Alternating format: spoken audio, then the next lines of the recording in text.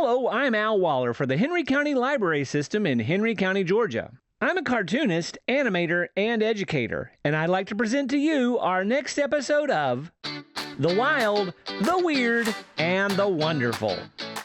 These are short video sessions where I teach you how to draw a cartoon version of something from the amazing world around us. But while I'm doing that, I'm also sharing some wild, weird, and wonderful facts about the thing you're learning how to draw. This episode is part of a series called Journey Around the Color Wheel, Journey Around the World. Ooh!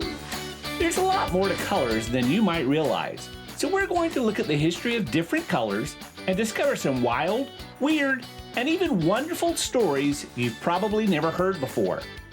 The title of this episode is Caveman Art and Royal Snail Mucus. We begin with the color yellow on the color wheel, which takes us to a place in France called Lascaux. In 1940, 4 teenage boys were looking for their dog. It had escaped into a hole, and when they went in after it, the boys found a cave decorated with thousands of painted figures like horses, bulls, large deer, and even a rhino. The amazing thing is that these paintings are between 17,000 and 20,000 years old. Most of these were painted using yellow ochre, a very early type of paint made from clay. And even though these were created by prehistoric people, they are quite beautiful. Some of the art was made using a very modern technique, spray paint. They would blow the paint onto the rock walls through a reed or hollow bone. Another form of yellow is called gamboge. This vivid yellow came from Asia. It was once a popular medicine, but could be poisonous in large amounts. One of the more unfortunate effects of gamboge is that it is a powerful laxative, which means it makes you have to poop a lot. Workers at a paint factory in London in the 1800s had to take a potty break every hour when making gamboge. Our next stop on the color wheel is purple, which takes us to the city of Tyre in Lebanon. It's here we'll learn how Snail Mucus helped build a trading empire and created the color of royalty. Tyre is an ancient city that was once the heart of the Phoenician Empire. The Phoenicians were well known for creating cloth dyed in a rich color called Tyrian purple. They made the dye by crushing a certain kind of snail, then letting them rot in the sun. Besides creating a terrible stench, the rotten snails left behind a mucus that produced the vibrant shade of purple. It took more than 9,000 snails to produce just 1 gram of dye, which was very expensive. At one time, Tyrian purple was 3 times more expensive than pure gold, and this meant it could only be purchased by the richest people around. In fact, in the late Roman Empire, purple cloth could only be worn by the emperor or statues of the gods. For this episode of The Wild, the Weird, and the Wonderful, we'll be drawing a cartoon version of our friend Krog the Cave Artist. Follow along as I teach you how to draw this shape-based character. First, we'll draw the shape for the head.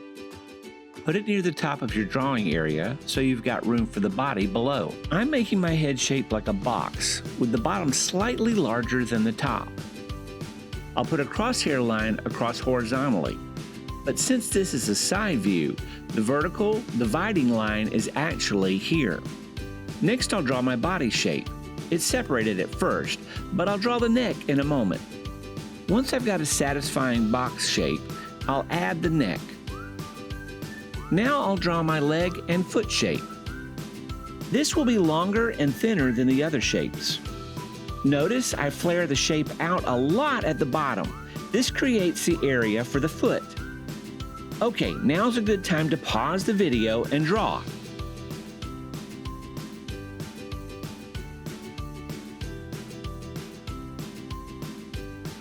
Now let's work on the face. I'll draw my eye shape near the edge of the head. Next, I'll draw the nose shape. I start at the center and draw a simple quarter circle shape. Now I'll draw my ear shape. I start above the line and end below it. Also notice it starts inside the head shape, then comes out, then goes back in. Then I'll erase the extra lines inside the ear and add the detail line. Next comes the shape for his arms and hands. This first is for the arm that is extended out to paint.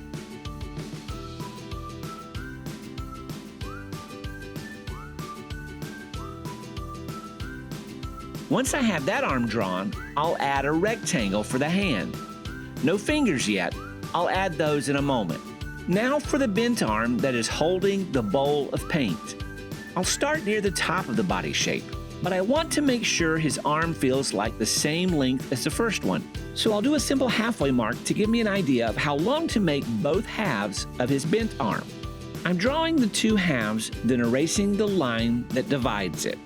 Instead of drawing the hand shape, I'm going to draw the bowl shape, then form the hand around it. Now I'll erase some of the body shape line to build the hand shape. Here's the thumb, and here's the shape that will form the fingers.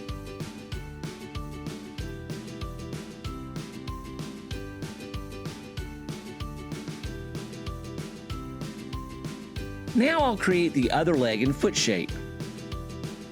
I won't create a full shape. Instead, I'll draw a shadow line that runs parallel to the first shape. I'll also make it shorter to create a sense of depth. Now you can pause and draw.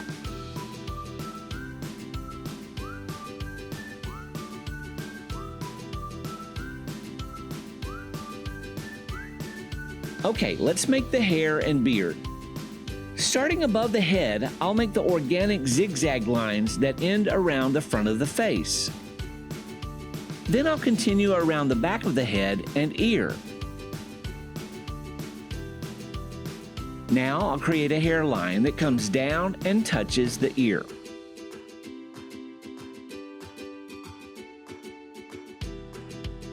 I'll also erase the lines from the head shape that I don't need anymore.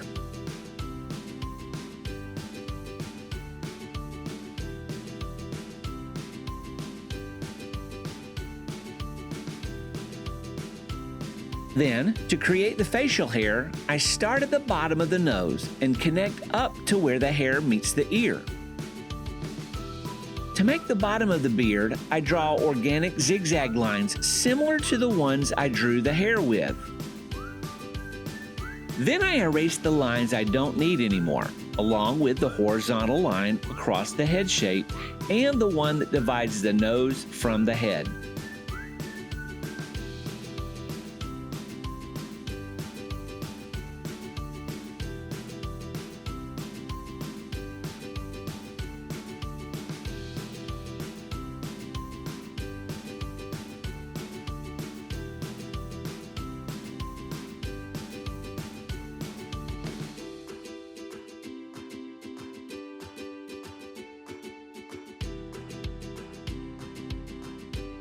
Now I'll draw the paintbrush and the fingers.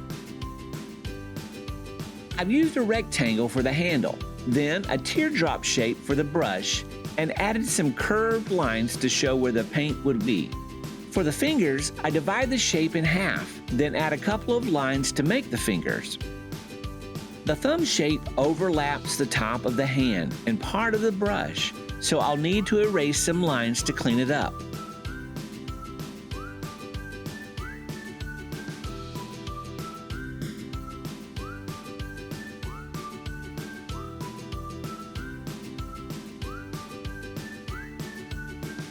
Now you can pause the video and draw.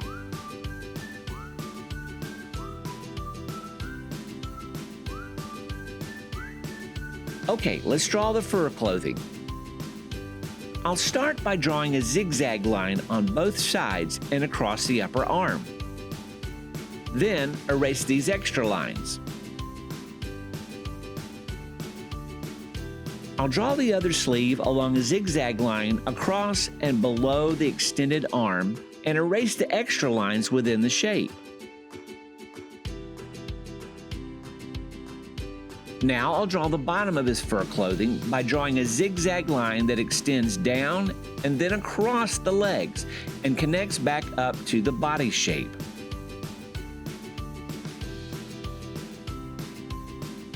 Then erase these extra lines.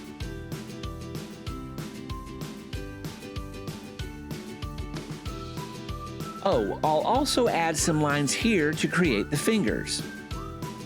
And a wavy line to make it look like paint on the bowl. Now pause and draw.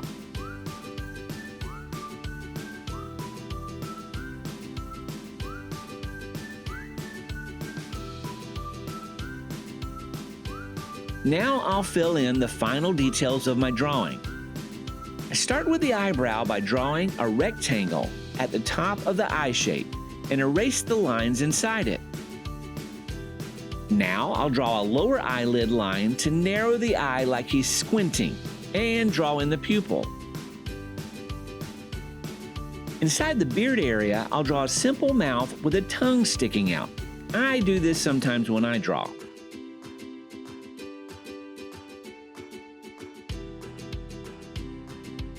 I drew it too close to the edge of the beard, so I'll erase a few lines and redraw.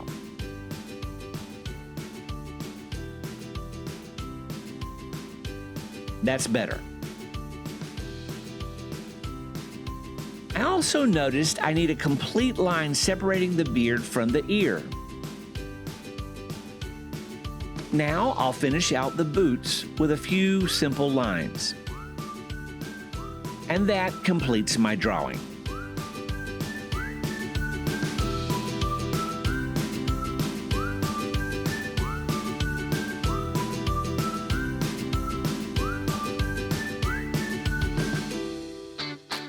If you would like to learn more about this episode's topics, just go by any one of our 5 branches.